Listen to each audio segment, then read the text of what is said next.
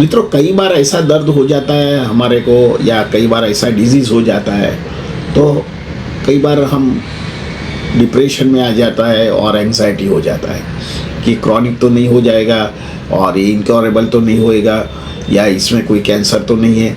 ऐसे तरह हमको बहुत सारे फीलिंग्स होता है और एंग्जाइटी रहता है। कई बार फियर कॉम्प्लेक्स भी रहता है, तो दर्द ही कई बार उसको सीटी स्कैन या एमआरआई करने का होता है, तो भी उसको बहुत विचार करता है और डर भी जाता है। तो और ऐसी कंडीशन करने के बाद भी जो भी उनके स्पेशलाइज्ड डॉक्टर होता है, ये कई बार बोलते हैं कि जो इनक्योरेबल है या लाइफ लॉन्ग दवा लेना पड़ता है, तो हमको और एंग्जाइटी हो जाता है। अभी हमारे जो मिडिल एज में ऐसे कोई दर्द आ जाता है तो हमको बहुत वरीड रहती है। तो ऐसी कंडीशन में कोई डरने की ज़रूरत नहीं है।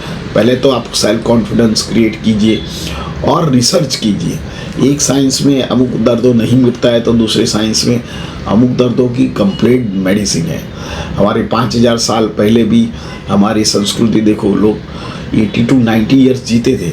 उस टाइम कोई आधुनिक साइंस की कोई ट्रीटमेंट नहीं थी, पर हमारा जो आयुर्वेदा या हर्बल मेडिसिन हमको लाइफ लॉन्ग और लाइफ टाइम हम अच्छी तरह जी सकते थे। तो ऐसे कोई डरने की ज़रूरत नहीं है। जब ऐसे कोई अनकंडीशनल ऐसे डिजीज़ आ जाए और या चैलेंजेबल डिजीज़ आ जाए, तो धीरज से उसको थोड़ा टाइम दीजिए, अच्छे डॉक्टर के साथ मिलिए। थोड़ा आपको पैसा तो एक्सपेंस होएगा, पर धीरे धीरे आपको कोई डॉक्टर मिल जाए तो आपको इसमें से बाहर निकल सकते हैं। मित्रों, आज हम बात करेंगे सेरेब्रल एट्रोफी पार्ट 3 की। तो पार्ट 1 में हमने सेरेब्रल एट्रोफी क्या है, इसका क्या साइन एंड सिम्टम है, इसके बारे में हमने समझाया।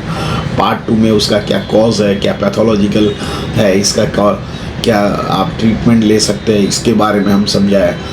पार्ट 3 में हम आपको होम्योपैथिक की कौन सी ट्रीटमेंट है और इसके लिए ब्रेन प्लास्टिसिटी क्या है, इसके लिए हम आपको ये स्टेप बाय स्टेप समझाएंगे।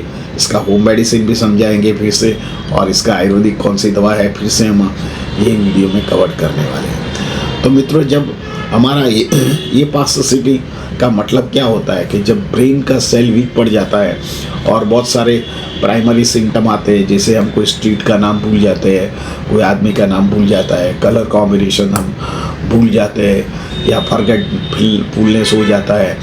कई बार कोई रास्ते में कोई मिलता है, हाय हेलो करता है, तो उसका नाम तुरंत याद नहीं आता है, या ऊँग में तकलीफ होता है, छोटी छोटी बात में स्ट्रेस नर्वसनेस फील होता है, तो धीरे धीरे हमारा ये सिकुड़ रहा है, या जिसको प्राइमरी स्टेज में उसको ब्रेन प्लास्टिसिटी भी बोलते हैं। तो ब्रेन प्लास्टिसिटी कई हद तक वो रिवाइवेबल है।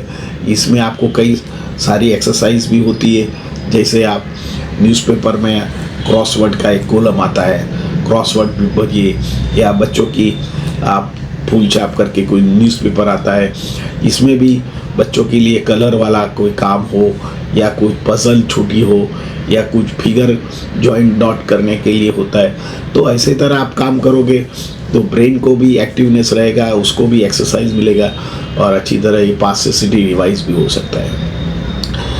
सेकेंड थिंग, कोई ऐसी गेम्स रमिए, जैसे तरीके आपको कोई मोबाइल में कोई ऐसी गेम्स आती है बहुत सारे, तो आपको लगता है कि ये गेम्स खेलने से मेरे को अंदर से हैप्पीनेस मिलता है, एंग्जाइटी कम होती है, तो एक गेम भी आप लंबे टाइम तक खेलने की ज़रूरत नहीं है, पर आप महीने में या हर रोज़ 1-2 घंटा भी खेल सकते हैं, जो आपके पास टाइम हो।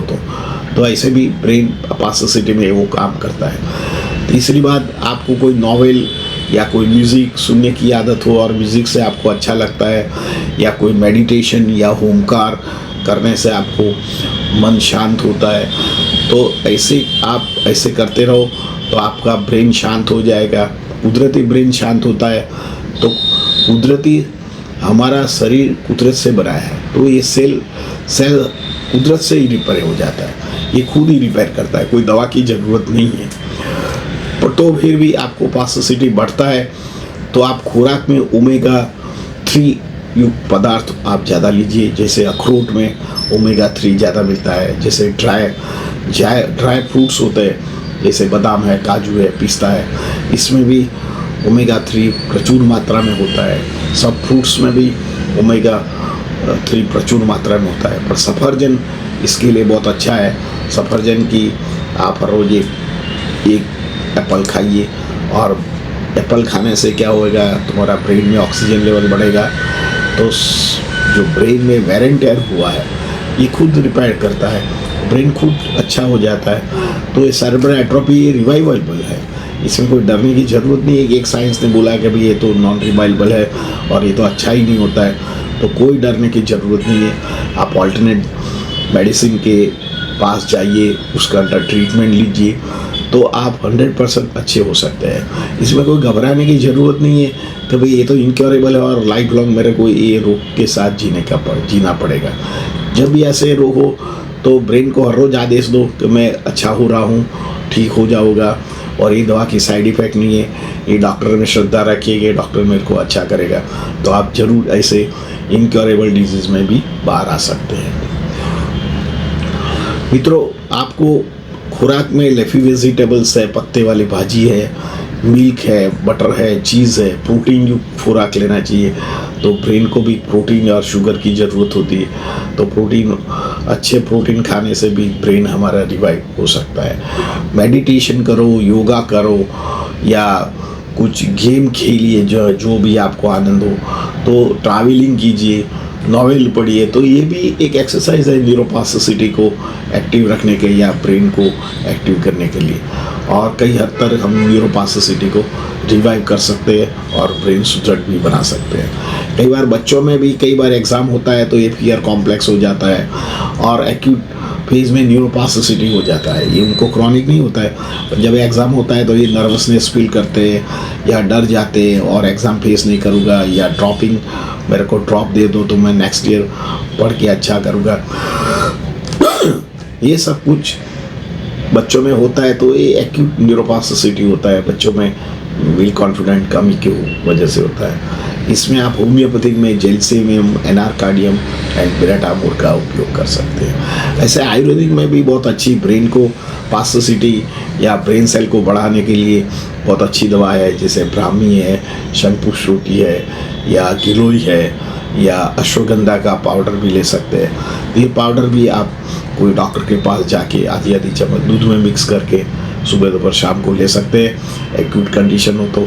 और क्रॉनिक कंडीशन है तो आप कोई आयुर्वेदिक डॉक्टर के साथ जाके आप उसकी ट्रीटमेंट ले सकते हैं। मित्रों, होम्योपैथिक में सेरेब्रल एट्रोफी के लिए बहुत मास्टर ड्रग्स है, पर इसमें कोई बहुत सारे कंडीशनल के अंडर ट्रीटमेंट लेना पड़ता है। और मैं आपको अभी एक्यूट फेस की कोई दवा बताता हूँ, पर आपको ऐसे सेरेब्रल एट्रोफी हो ओल्ड उम्र में तो आपको ज़रूर कोई MD होम्योपैथ या कोई सीनियर डॉक्टर के पास जाके ही ट्रीटमेंट लेना चाहिए, क्योंकि उसकी एडवांस ट्रीटमेंट होती है।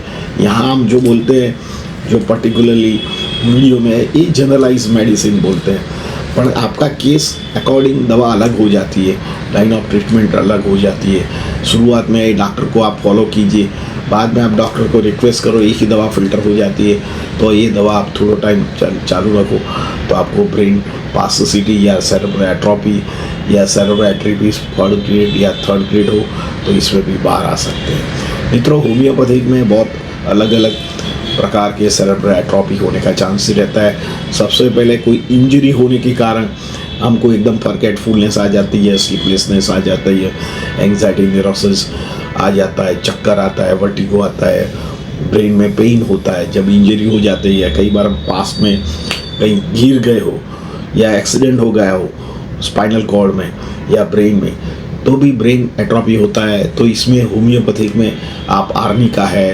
रूटा है एंड नेट्रम सल्फ का उपयोग कर सकते हैं। मित्रों, सेकेंड थिंग, ओल्ड उम्र के कारण भी हमको ब्रेन प्लास्टिसिटी या सेरेब्रल एट्रोफी हो जाता है, तो इसमें आप बेराटामोर है, बेराटाकार्ब है, या आप जेल्सियम का उपयोग कर सकते हैं। पर्टिकुलरली ओल्ड उम्र का जो डिजीज़ होता है उसको जेरियाटिक डिजीज़ होता है, और ये 50% दर्दी को सिम्टम रिव्यूज कर सकता है, जैसे फॉरगेटफुलनेस है या स्लीपलेसनेस है तो नींद अच्छी आ सकती है, उसको घबराहट, फियर कॉम्प्लेक्स रहता है तो ये भी होम्योपैथिक से कंट्रोल होता है, और दर्दी को भूख नहीं लगता है, बेचैनी लगता है, डिप्रेशन रहता है, तो इसमें भी होम्योपैथिक दवा बहुत मास्टर ड्रग है।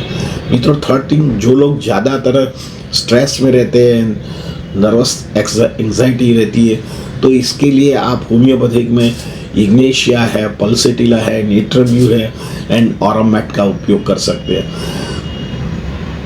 तो आपको जो ब्रेन की पासोसिटी और सेरेब्रल एट्रोपी की जो तकलीफ होती है, तो इससे कई हद तक आप ठीक हो सकते हैं। तो फोर्थ नंबर का, कई बार ब्रेन रिलेटेड कोई डिजीज़ हो, कई बार ब्रेन में ट्यूमर हो, या आपको पार्किंसन हो, या अल्जाइमर डिजीज़ हो, तो इसमें आप होम्योपैथिक में अगारिकस, कालीफॉस एंड जिप्समियम का उपयोग कर सकते हैं। मित्रों, कई बार हमको ऐसे कोई शॉक हिस्ट्री लग गया हो, और शॉक के कारण हमारे वो ब्रेन की बहुत सारे तकलीफ चालू हो गया हो, सपोज ब्रेन में हेमरेज हो गया हो, या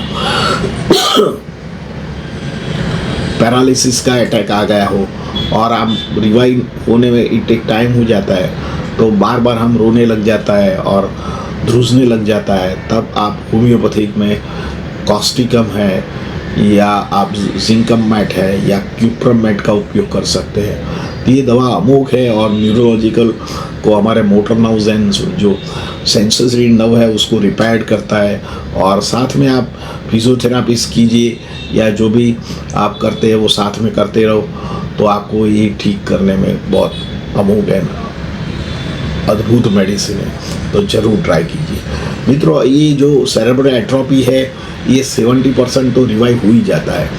कंडीशन अलग अलग होती है, कई बार तो इसमें आप, हमने बताया ऐसे नैरेटिंग कोई दवा एक्यूट फेज में आप ले सकते हैं, नहीं तो आपकी जो MRI रिपोर्ट है और दर्दी के साथ एक बार डॉक्टर के साथ परामर्श कीजिए, तो आपको ऐसे ही रूप में बाहर निकल सकते हैं। मित्रों, कई बार आपको एंग्जाइटी न्यूरोसिस हो, या डिप्रेशन हो, या सिजोफ्रेनिक कंडीशन हो, या अल्जाइमर हो, या पार्किंसन हो, MND हो, या सेरेब्रल एटैक्सिया हो, या मायोपैथी हो, तो ऐसे कंडीशन में होम्योपैथिक में बहुत मास्टर ड्रग्स है। अभी न्यू जो दवाइयाँ आ रही है, ये सब रिसर्च दवाओं है, और ये दवा का उपयोग ऐसे चैलेंजेबल डिजीज़ में काम करती है। तो थोड़ा धीरज से आप ऐसे डिजीज़ में काम करो, तो एक तो पहले तो उसकी कोई साइड इफ़ेक्ट नहीं है, और जितना भी क्योर हो जाता है ये कंप्लीट ही क्योर हो जाता है। सपोज आपको कोई डिजीज़ है, 50-60% जो आपको अच्छा होगा, तो ये 50-60% तो अच्छा रहेगा ही, पर आप कितना फॉलो करते हैं, कितने टाइम तक आप ट्रीटमेंट लेते हैं, इसके ऊपर डिपेंड रहता है। तो आपने मेरा part 1, part 2, part 3 cerebral atrophy के लिए आपने इसके एजुकेशन हमने दिया है। आप पूरे आप अभ्यास कीजिए। आपके आजू बाजू में कोई भी किसी को भी प्रॉब्लम है, तो आप होम्योपैथिक दवा इसके लिए एडवाइस कीजिए। मित्रों, मेरा ये वीडियो आपको कैसा लगा? अच्छा लगता है तो लाइक कर दीजिए, शेयर कर दीजिए। धन्यवाद। Thank you very much.